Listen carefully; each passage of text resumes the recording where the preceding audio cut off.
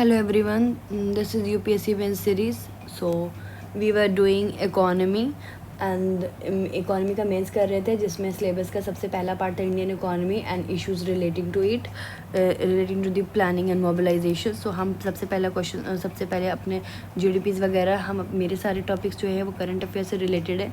So we were doing from there.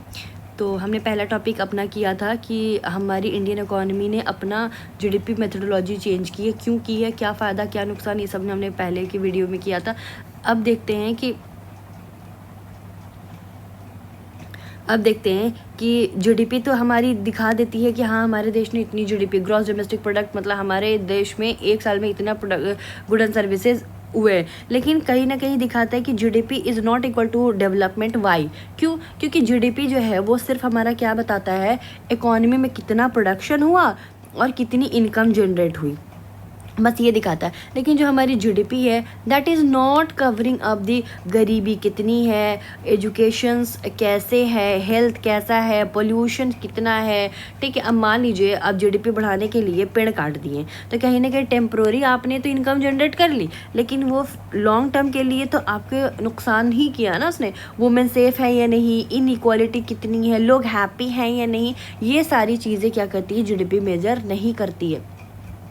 तो growth जो अगर आती है without human welfare is an incomplete development. या आप लिख सकते हैं कि growth without human welfare is a incomplete development. तो अब देखते हैं कि एक क्वेश्चन है कि GDP जो है is not equal to major of development. क्यों? तो आप पहले निमोनिक्स में ऐसे पढ़ सकते हैं, इलेक्शन कमीशन ऑफ इंडिया से छुट्टी नहीं मिलती. किससे छुट्टी नहीं मिलती? इलेक्शन कमीशन से. तो ई से बनता है environment cost. Green development product use किया जाता है, ग्रीन डेवलपमेंट GDP यूज़ किया गया है. UK में आप ये मेथड यूज़ कर सकते हैं. क्या कह रहा है कि हमारी जो है, हमारी कितना पोल्यूशन है, क्या है, नहीं है, ये GDP मेज़र नहीं करती, तो हमें नहीं पता, डेवलपमेंट का हमें नहीं पता चलेगा.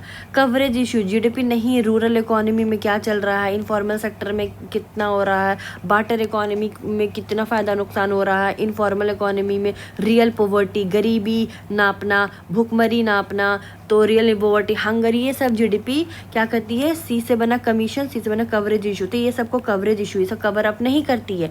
ठीक है, तो कहीं ना कहीं तो ये डेवलपमेंट, जाहिर सी बात है, डेवलपमेंट कैसे होगा, GDP इक्वल टू डेवलपमेंट तो नहीं होगा ना.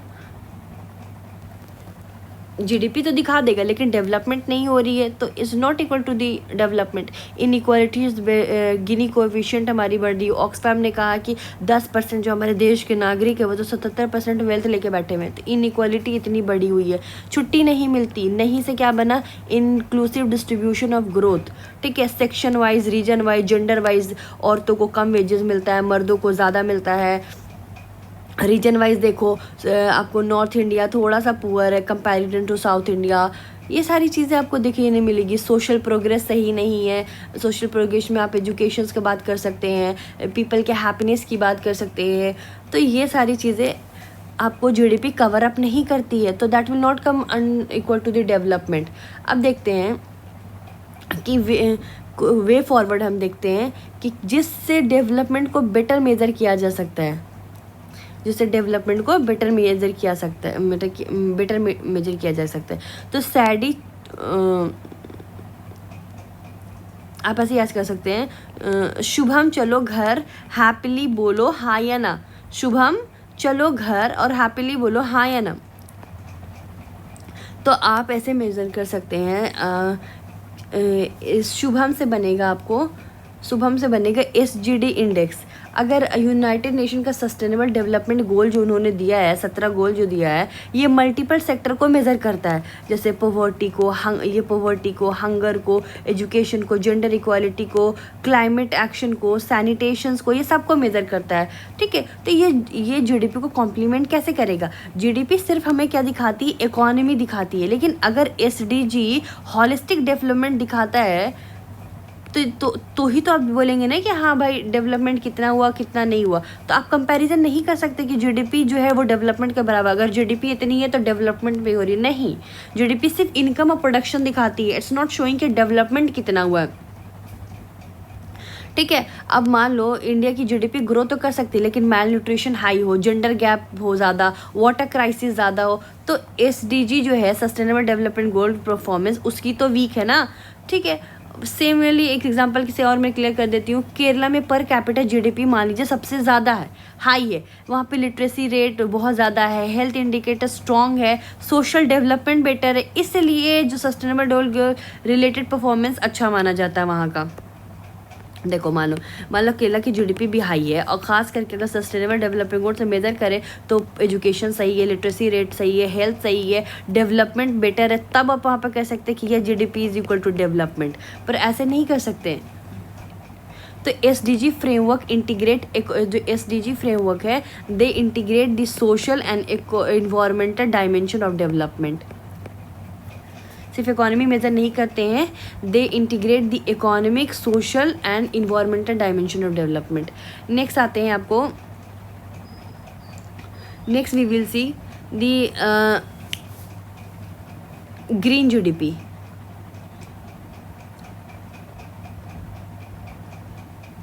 ग्रीन जीडीपी, ठीक है। चलो घर से बनेगा ग्रीन जीडीपी। ग्रीन जीडीपी क्या कहती है कि जितनी जो नॉर्मल जीडीपी है निकली है माइनस इन्वायरमेंटल डैमेज को तो माइनस करो, तब पता चलेगा कि हाँ कितना फ़ायदा कितना नुकसान हुआ। तो ग्रीन जीडीपी कहती है जीडीपी माइनस इन्वायरमेंट कोस्ट, ये सस्टेनेबल डेवलपमेंट को मेज़र करेगा। ठीक है। कैसे मेज़र करेगा? फैक्ट्रीज बहुत प्रोडक्शन कर रही है मान लो, तो जीडीपी तो बढ़ गया, ठीक है, लेकिन रिवर पॉल्यूटेड हो गई, फॉरेस्ट कट गया, तो नॉर्मल जीडीपी बोलेगा ग्रोथ हुई, लेकिन ग्रीन जीडीपी बोलेगा भाई इन्वायरमेंट लॉस भी तो काउंट करो। तो आप डेवलपमेंट से कैसे कंपैरिजन कर सकते हो? इंडस्ट्री और व्हीकल जीडीपी इंक्रीज करते हैं, लेकिन air pollution, health cost, productivity loss हो जाती है। तो ये सारी चीज़ें आप उत्तराखंड के एग्जांपल दे सकते हो कि अगर एक्सेसिव टूरिज्म आ जाए,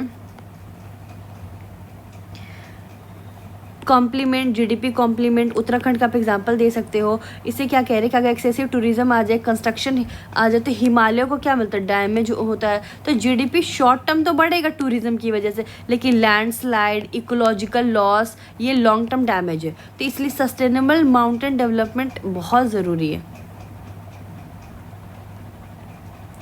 आप यहाँ पर वैल्यूडेशन के लिए मेंशन कर सकते हो, अमर्त्य सेन ने कैपेबिलिटी अप्रोच के बारे में बात की थी। इनडायरेक्टली उन्होंने सस्टेनेबिलिटी प्लस वेलफेयर दोनों को एम्फसाइज किया था। नेक्स्ट आते हैं आपको नेक्स्ट आते हैं happily.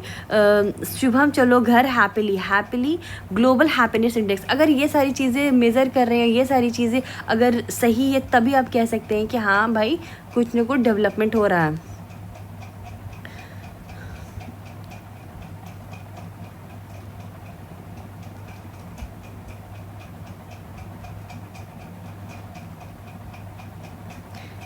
Global happiness index, human development index आप देख लो।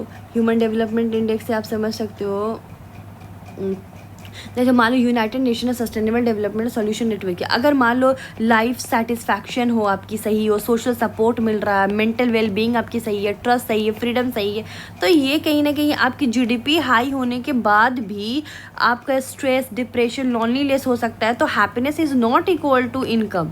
ठीक है। तो आप नहीं कह सकते डेवलपमेंट इक्वल टू जीडीपी, ये रीज़न है।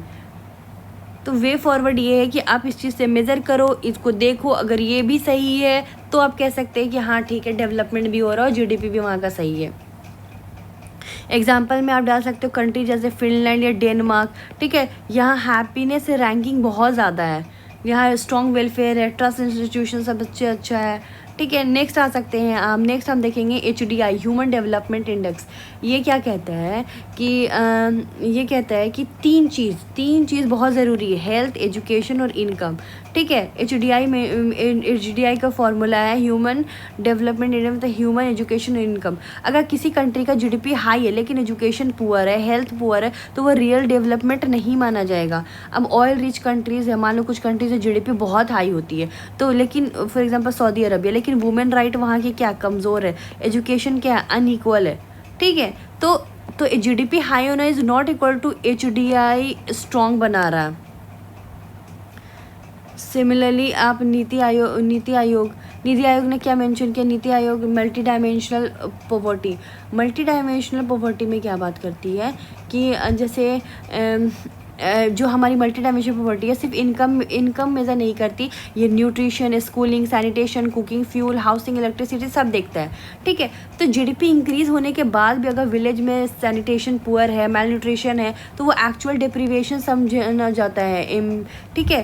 तो अगर किसी फैमिली को इनकम थोड़ी इंक्रीज़ हुई, ठीक है, तो इसका मतलब ये नहीं हुआ कि वह उनका डेवलपमेंट हो गया है। इसीलिए सरकार ने बहुत सारा मिशन लेकर है, जल जीवन मिशन लेकर, स्वच्छ भारत लेकर, इलेक्ट्रिसिटी एक्सरसाइज। तो जीडीपी अलोन से विजिबल नहीं है। तो वाई जीडीपी इज क्योंकि ये सारी चीज़ें मेज़र नहीं करता है। वे फॉरवर्ड ये है कि आप सस्टेनेबल डेवलपमेंट इंडेक्स के थ्रू देखिए कि मतलब क्या सही है क्या नहीं है। आप कॉम्प्लीमेंट जीडीपी उत्तराखंड का एग्जांपल देख के डाल दीजिए, मतलब ये मेज़र कीजिए कि टूरिज़्म बढ़ रहा है, ठीक है। आप इससे कहीं ना कहीं इन्वायरमेंट को भी तो कम नुकसान पहुंचा रहे हैं ना। ग्लोबल हैप्पीनेस इंडेक्स देखिए कि सामने वाला की एंजाइटी तो नहीं है, स्ट्रेस तो नहीं है, वो खुश तो है, तब ये सब चीज़ मेज़र करेंगे तब एक एस्टीमेट जीडीपी निकलेगी। ह्यूमन डेवलपमेंट इंडेक्स में देखिए कि सामने वाला इंसान जो है वो डेवलप कर, उसकी हेल्थ, एजुकेशन, उसकी इनकम सही है कि नहीं, तब उसको आप ओवरऑल जीडीपी में डाल सकते हैं, तब उसको जीडीपी आप इक्वल टू डेवलपमेंट बराबर कह सकते हैं। NITI Aayog multi dimensional poverty है, गरीबी, कुकिंग, फ्यूल सब चीज़ मेंशन करती है, चाइल्ड मेल न्यूट्रिशन। अगर ये सारी चीज़ें हैं और सिर्फ इनकम बढ़ रही है तो आप नहीं कह सकते कि हाँ GDP is equal to development. अगर ये सारे जितनी भी चीज़ है ये सब